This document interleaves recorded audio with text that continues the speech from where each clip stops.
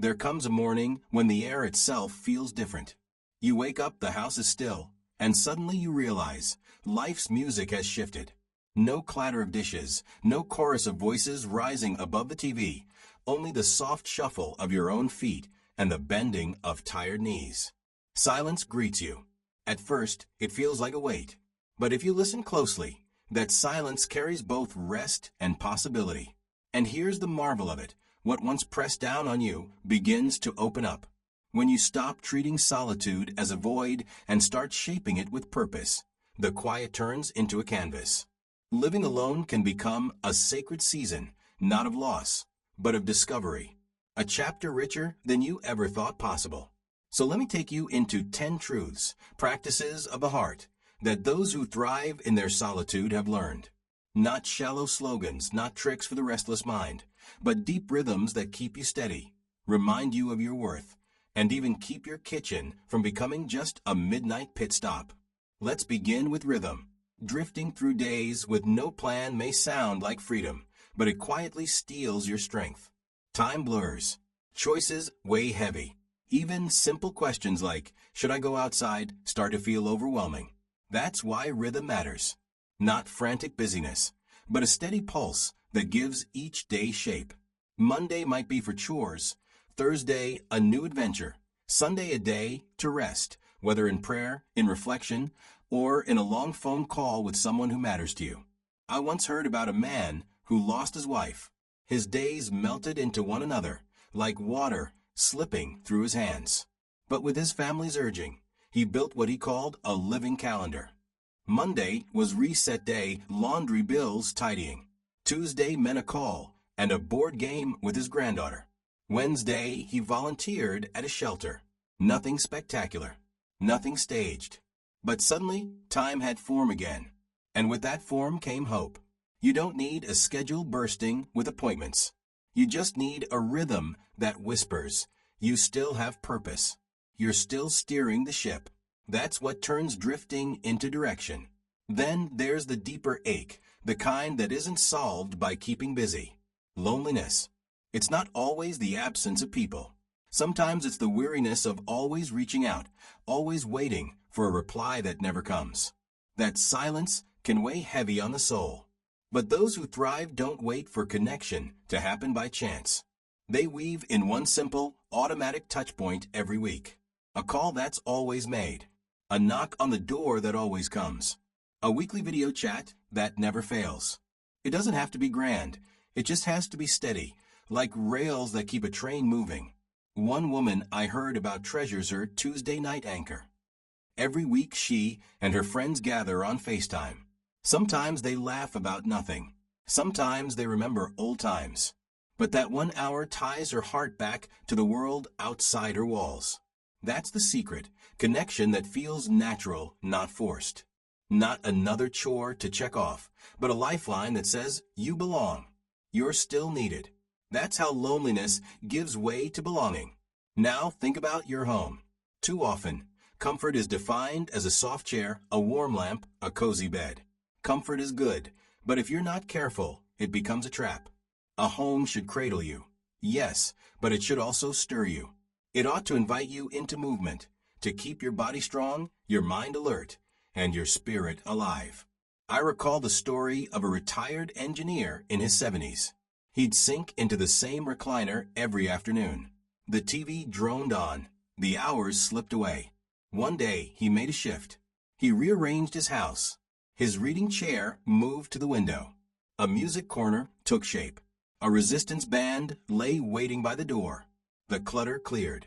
Suddenly, life stirred again. He didn't rely on willpower. His space itself invited him forward. And that's how it works. If the sunlight falls across your tea table, you'll find yourself drawn there. If a puzzle waits on your dining room, you'll give it a try. If your scale hides in the cabinet, you'll forget it exists. But put it near your toothbrush, and you'll remember to care for yourself. Your surroundings whisper to you every day. The question is, what are they saying? Are they lulling you into stillness or calling you into life? But let's face it, when storms rise in the soul, just stay positive doesn't cut it. Resilience isn't built on slogans, it's forged in trial. Those who endure have a survival kit for the soul, not for the sunshine, but for the midnight hours. Real resilience doesn't deny pain. It learns to carry it, to face it, and to keep walking anyway. Some keep rituals close. Others keep reminders near at hand. I've heard of a man who built his own rescue mission. When shadows grew long, he'd step outside for a walk, pour a page of raw honesty into his journal, and play a voicemail from his son. "I'm proud of you." That was enough to steady his compass. Others carve out a chair with a blanket, music ready, a journal waiting, a corner that says, "Here, it's safe to face the hard things." Thriving doesn't mean the storms stop. It means you've built your shelter before they arrive. And there's another danger: losing urgency. No boss, no colleague, no children knocking on your door. Without accountability, effort slips away, and with it, purpose. You start to wonder, do I still matter? That's why accountability is so powerful. Not the crushing weight of duty, but the gentle pull of expectation. Thriving souls have someone or something that counts on them. A reminder that their presence still matters. I think of a retired nurse who joined a walking group, not just for exercise, but because she had to report her miles every Sunday night. She said, "It's not about proving anything. It's about not disappearing from my own life." That small check-in kept her moving. It kept her present. Or the widower who digitized family photo albums, sending one memory every Friday. Soon, Fridays became sacred. His family waited eagerly, what picture this week? And in that rhythm, he rediscovered his place, his role, his purpose woven into theirs. Purpose doesn't have to roar from a stage. It can whisper quietly through the smallest of habits, a puzzle filling in piece by piece, a streak on a language app that keeps your mind alive, a blog post every month that gives your voice a place in the world, or even a calendar where one box after another gets checked at day's end. When something, anything, calls you to be consistent, time no longer drifts past you. You rise to meet it. And with that rising comes dignity, momentum, and a worth that no one can strip away. Now, let's be honest. Technology can feel like a blessing one moment and a battlefield the next. Some folks lean into it, not because they're obsessed with screens, but because they've learned how to bend it to serve them. They don't let it master their days. They use it like a tool, sharp, effective, but always under their control. You don't need every app that pops up in the store. You need only the few that make life lighter. One for your doctor visits. One for groceries. One for family faces. Maybe one for the library. That's it. No endless scrolling. No noise. Just living. Add a voice assistant that reminds you about medicine, plants, or garbage day. And suddenly technology shifts from burden to quiet partner. And here's a secret. The tool itself isn't enough. The lifeline is also the person you call when it breaks. A grandchild, a neighbor, a helper you trust. Too many give up after one glitch. But those who flourish stay curious, lean just far enough to keep their independence, and let technology stretch that independence a little further. Whether it's a fall detection bracelet, a front door camera, a pedometer, or a grocery list you can dictate into the air, good technology should never shout. It should stand quietly in the corner, keeping you steady, so you remain captain of your own ship. But let's go deeper. Your body is your closest companion. It's your only co-pilot in the silence of living alone. There's no one in the next room to notice if you've skipped meals, if your steps grow slower, or if the spark in your eyes has dulled. That's why those who thrive treat their health like a covenant, a daily promise they refuse to break. Not perfection, but consistency. I once heard of a woman who tracked only 3 things every day: steps, water, and meals. A handwritten calendar in the kitchen. No gadgets. No watches. Just ink on paper reminding her of what matters most. Because prevention is a quiet kind of power. Those who flourish don't wait for pain to scream. They stretch before stiffness comes. They keep their checkups. They eat to heal instead of eating to harm. They sleep as though their life depends on it, because it does. When the body is tended, the mind follows, the mood lifts, and the will to keep living grows stronger. But here's a danger we don't often name: routine.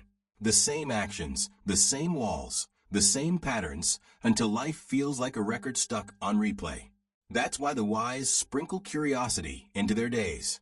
They plant little adventures, tiny sparks that remind them they're still alive. Not grand trips, but micro-adventures. Like the man who rides a bus each Thursday with no plan, stepping off wherever wonder calls. A market here, a bookstore there. He calls them Little Thursdays, and he swears they've done more for his spirit than years of therapy. Or the woman who bakes something new every other weekend. Some cookies flop, some shine, but even the failures give her joy, because discovery itself is the victory. These small surprises jolt the soul awake. They keep the brain firing, the spirit laughing, the heart leaning toward joy. So take the long road home. Taste the dish you've never tried. Say yes to an invitation you'd normally decline. Buried in those unexpected choices is the spark that keeps you young. And when you live alone, here's the truth. Nobody's standing in the hallway to whisper, "You matter." That's why the most resilient don't live only for themselves. They tie their lives to something bigger. A cause, a vow, a mission that will outlive their breath. Because there will be mornings when energy hides, when bones ache, when the heart grows weary. And on those days, self-care won't be enough. You'll need a deeper why to pull you back to your feet.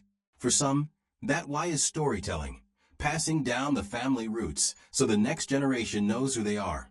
For others, it's faith, an unshakable devotion to God, or a vow whispered in memory of someone gone. I knew of a teacher who spent his final years tutoring neighborhood kids.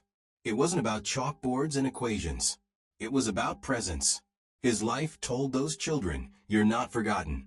That was his why. Another woman wrote monthly letters to a young inmate. One envelope at a time, she proved that even in solitude, one life can pour hope into another. And then there's the compass within, the anchor you craft after years of trial and grace. Thriving souls don't float with the current, hoping life sorts itself out. They live by a guiding truth, not lofty quotes, but convictions forged through tears and laughter. For some, it's knowing that both joy and sorrow deserve their place. For others, it's deciding that every stranger deserves kindness. For another, it's simply this: doing my best even unseen is enough. I once met a woman who carried more loss than most could bear. Yet she held to one sentence: as long as I'm here for someone. That belief carried her forward, day after day. It steeled her spirit. It gave her the courage to volunteer, to smile at strangers, to keep her heart open when life tried to close it. Your guiding truth doesn't need to be permanent. It can grow and bend as you do. But you need one. Because when gray afternoons press against your window and the whisper comes, "What's the point?" that small truth will answer: here's why you still matter. Living alone later in life isn't about leftover days or empty rooms. It isn't just about comfort chairs or rearranging furniture.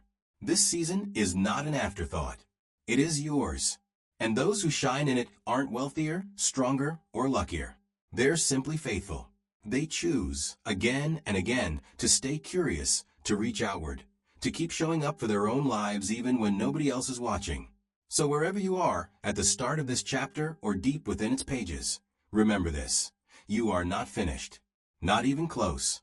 And if these words stirred you, don't keep them locked inside. Share them. Somewhere, someone else is waiting for that spark, waiting for a reason to gather their life back together. Sometimes hope doesn't come in great floods. Sometimes it arrives one stubborn, beautiful day at a time.